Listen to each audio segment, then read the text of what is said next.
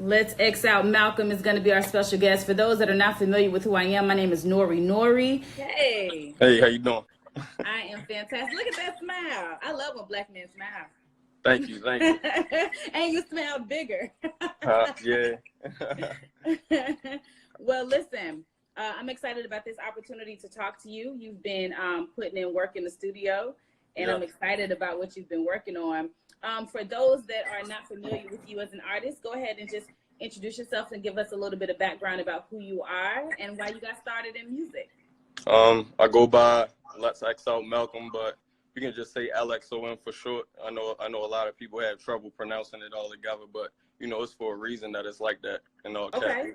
But I started music a long time ago. I fell in love with just writing how I felt, and I guess it just translated into falling. Like, I just listened to hip hop. I grew up listening to hip hop all the time, so it was just like my the soundtrack to my life, pretty much. So, it just took me on that journey, and every step of the way, while I was up, while I was down, I was recording music. So I got thousands of songs, probably.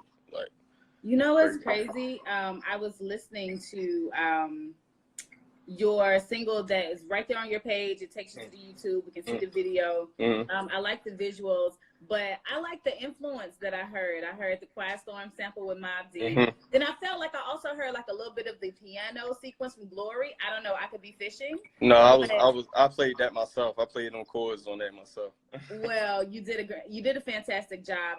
I definitely think it pays homage to those that came before you, and it captures the essence of what hip hop is. And then you was just spitting. So talk to me about for people that are like, okay, I got to go check that out on his YouTube page. Talk to me about the importance of that record, because I also feel like it kind of captures life, like Black life. Yeah, I mean, a lot of the music I embody is to preserve the music that I grew up on. Nas, Jay-Z, the people who really instructed me when I didn't have a father figure or I didn't have any guidance. Like, these influencers, these musical figures that's just bigger than music. You know what I'm saying? They just influenced me. So I'm just doing my due diligence on preserving it. You know what I'm saying? The Quiet Storm sample pretty much came from, I don't know, it's just how I was feeling at the time. It was a lot. It was like I was quarantining before the quarantine happened. So, like a whole month I was just recording music, and the Quiet Storm was just how I felt. It was raining all the time. I was like, man, I'm gonna just flip this Quiet Storm and, just express just flex on it for real, because my pen, is just self-explanatory, Oh, okay. Yeah. It really is. I, got a chance to really kind of take in what you were saying. I think one of the interesting things about your music is it definitely feels like it have an old soul, old vibe to it, but you definitely a young cat. Who inspired you in the music business? I know you talked about Jeezy. I know you talked about those other cats, but is there anybody that's like out right now that's providing inspiration, or is it just, I would say, the early 90s rappers? No, as far as like right now, I'm just gonna go off of right now, because right now we just living in a time where we really saying like who can deliver the message, who can really resonate with the people. And two artists on top of my head, one dead, one alive, Meek and Nipsey Hussle. They probably like the biggest influencers, and why I'm still pushing, you know what I'm saying? As far as who's current right now. So yeah, Meek, he a king, Nipsey a king, and they preserved it to the fullest. All right, well, definitely, man, two very powerful men that have led and is leading in the industry for sure. So I can definitely see why you have picked them as your two artists that are inspirational to you, that are present day. In your bio, you say that the world need love. What that mean to you? How you giving the world love? I'm just giving the world love by staying in positive energy around my family, because my music is really for my family. I feel like, our family wasn't built on a lot of ownership. So in my generation, I preach ownership to all of the fellas, mainly in my generation, because it's up to us to change this. And, with everything that's going on, I feel like it's a revolution about to happen for Black people. So, it's going to be a wealth trade coming, and we're going to be at the forefront of not only delivering new art to the people in this new renaissance, you know what I'm saying? We're going to be, you know, Black figures in our families' lives. So, you know, that's what it's I about. like that. Would you consider yourself a conscious rapper? I would say a self-conscious rapper, or a self-expressive rapper. I wouldn't even call myself a rapper. I just call myself like I'm just a light bearer. You know what I'm saying? I bear light on feelings that not only I have as a, you know, growing up in Baltimore, like it was different from other people's experience, but what made your experience so different? Cause I wasn't necessarily in the streets, but you know, my environment was street life. You know what I'm saying? Okay. So, and it was a lot to overcome in those environments, even in my own household. So, you know what I'm saying? It's just that's my driving force, pretty much. Okay. You know, when I look at your artwork for your album, it's interesting. It's called "In Case There Is Doubt." Talk to me about the significance of that title and why you chose this particular artwork to deliver kind of the first impression of your music. I feel like through every transition in my life, the personal and the music, well, the personal and the passion was like hand in hand. And I feel like every situation I ever been in, it was like when you start to pay attention to people's characters and you see the results that you get after, you know, committing yourself to time and all that stuff with these characters, you realize that, you know, they act the way they act because they believe in you so much that they doubt you. So, you know, the push behind the music is, in case there is doubt, I'm gonna show you that I can outwork you. I can show you that I can outwrite you. I can show you that because I mixed my own project. You know, I did everything that you hear on my project pretty much, except for most of the beats. You know what I'm saying? But I got my own beats on there that I made too. So, you know, that's it. I think that's dope. That you just come in like a heavy hitter like that. I think a lot of times, you know, it is definitely okay to collaborate with other people. But I do think there is a certain type of pride that comes along with knowing that this is something that you did yourself. As you said, you know, you kind of put your head down and really work to get this project out. What was the most challenging record on your project for you?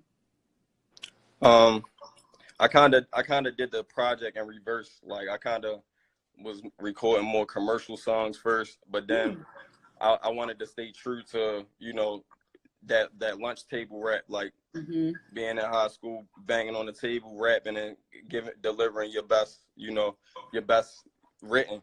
Yeah. Ask the question again. I'm sorry. I just got lost in thought. No, you're fine. I was saying, what was the most challenging record? The most challenging record. I got a song on my project called Magnum Opus, and it's just like magnum opus mean like the highest of your work. You know what I'm saying? But that particular song was like the highest of my work because I got a cousin from Philadelphia that, you know, I never really had a relationship with, but over the music, because he sang over the music, we just connected. He came down and I was like, yo, I'm gonna play something for you, and he heard it and we was just working at it while he was there. And when the song came out, it was just, you know, it was like the most challenging mixing it, but you know, it's the most challenging even listening to it and really resonating with it because it's deep.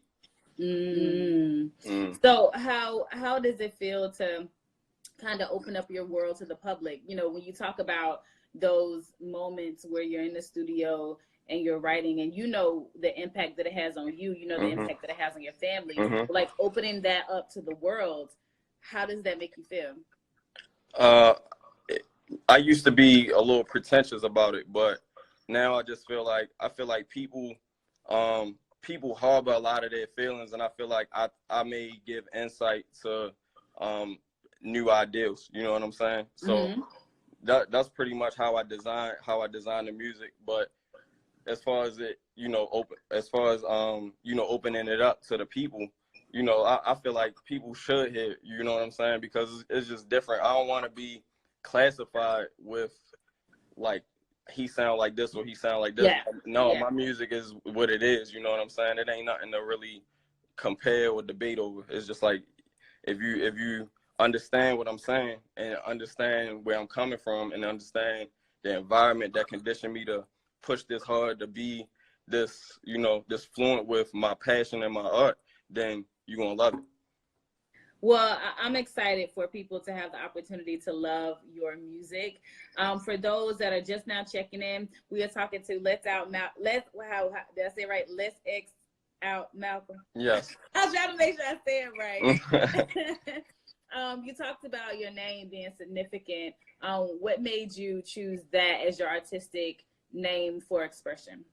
I had a divine intervention. That's something that I can go into on somewhere else. I like talking about divine intervention. Yeah. I had a divine intervention in my life that really like peeled that fabric layer off my eyes, and I used to go by the name Sage Bravo, and it was just like an ego name. You know what I'm saying? Like the music behind that name really wasn't real to me. It was just like braggadocio. You know what I'm saying? So when I decided to change my name, I just wanted my name to be more me, you know what I'm saying? Like more, so that way, it don't be like, well, all of this music that he got is cat, you know what I'm saying? Like, no, the music, I wanted the music to be a real, like an heirloom. So if anything happened to me, like, if anything happened to me, like my daughters wouldn't understand now, but if something happened to me and I was just so,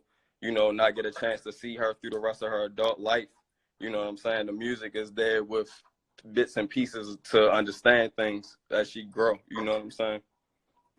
I just, you said a whole lot in that statement that is like truly powerful, but it also kind of makes me feel sad, because I think as a Black man, you saying you're delivering a message to your daughters just in case you're not here. Like, I don't feel like other people have that experience of, okay, if I don't make it, I need to leave this time capsule, this heirloom, for my daughters. And so, man, just to piggyback on it, my name is Malcolm Peoples. So, you know what I'm saying? Like the way that my background, and then if you parallel it to like Malcolm X's true background, it's kind of like similar. Like I got all daughters, he got a lot of daughters, you know what I'm saying? You got a lot of daughters? Yeah. But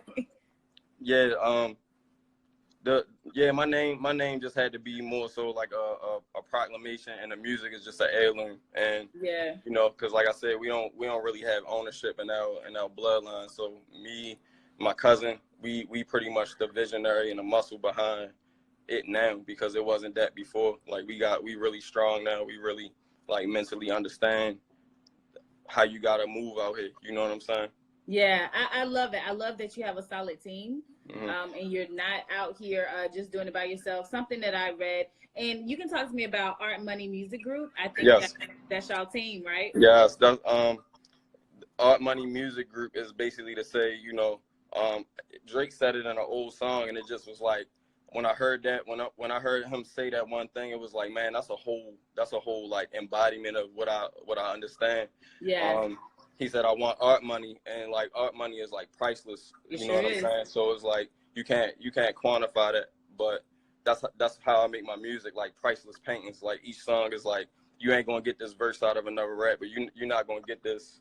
You feel me? These cadences, these feelings, these thoughts. You know what I'm saying? These reflections, these memories. You're not gonna get that from a rapper. You're gonna get it from an artist. You know what I'm saying? Yeah. Well, I know. Again, I've had a chance to listen to a bit of your music, and the way your music is categorized, from classic beat selection to highly advanced rhyme schemes and lyrics. This project is enthusiastically a homage to hip hop while serving a digital audio family heirloom. Are you ready? How are people getting ready how have people been digesting your music? I know you just dropped it. How has the response been since you put out your project? I mean, I'm gonna be honest. I really haven't catapulted to that marketing level. So my music right now is just amongst enthusiasts. You know what I'm saying? People that really understand that the music is, it ain't just paying for studio time, going in there talking that, and then you feel me going home at the end of the day and getting hyped up off of it. Like this, Like I wake up every day, make a song. I be back and forth between playing PlayStation, writing, and recording music. So you know what I'm saying. We working on the reach of the project, but I don't want to reach the wrong hands. I only want to reach the hands of enthusiasts of music, of art, of passion, of self-actuality, of higher thinking. You know what I'm saying? Yes. It's not for nobody but those type of people. Well, I love it. I definitely hope that you get everything your heart desires, and that you continue to put out good music. You are a very talented person. I definitely have enjoyed listening to your music. It was nostalgic because I heard the choir song. I was like, what do you know about that? What do you know? So it was great, and I look forward to continuing to see you put out quality music, because it is definitely quality. So you are our Charm City Spotlight. Thank you. You are appreciated. Let everybody know how they can stay connected, how they can follow you, how they can support you, how they can listen to your music. Just follow me on Instagram, and the rest is history. All right, what's your Instagram? Just again, at LXOMAMMG. All right, at LXOM. AMMG. Yeah. All right, I got it. Anything else you want the people to know? Just stay positive, stay strong. I know it's a lot going on. I know, it's a lot of distractions, but keep y'all heads up. We all kings and queens out here. Just take advantage of every opportunity and breath you got. All right, we got it, man. Thank you so much. You protect those queens. You stay protected, Facts, King. definitely. And have a good one. We really appreciate your time. I appreciate your time. Bye. Bye. All right, so listen, if you want to continue to support Let's X Out Malcolm, again, his @ symbol is pinned. My name is Nori. Some of you know me, some of you don't, but I'll be checking in for Black Music Month, highlighting different artists that are putting in the work around Baltimore. So it was great to join you on this Wednesday. I wish you the best. Stay connected. Make sure you follow me at It's Nori. And you can also check out more on our website. So definitely stay connected with us. You are appreciated, and have a good one. Thank you. Somebody sending me hearts. Thank you.